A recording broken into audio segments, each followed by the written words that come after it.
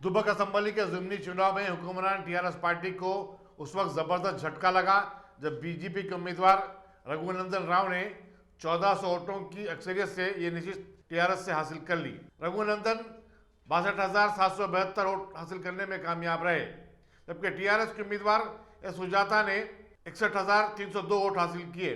वहीं कांग्रेस के श्रीनिवास रेड्डी ने 21,819 वोट हासिल किए। टीआरएस के रामलिंगा रेड्डी की मौत की वजह से यहां ज़िमनी चुनाव हुए थे। टीआरएस ने रामलिंगा रेड्डी की बेवा सुजाता को अपना उम्मीदवार मुकर्रर किया था।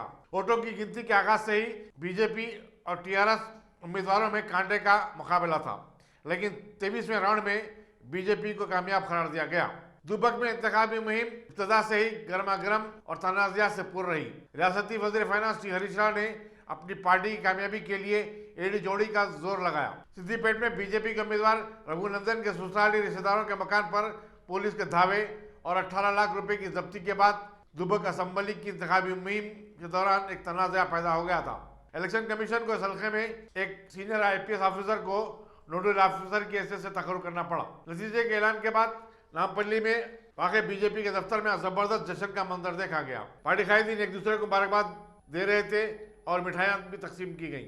दुबक के नतीजे के बाद 119 रुकनी असम्बली में बीजेपी के अरकान की तादाद अब 2 हो गई है।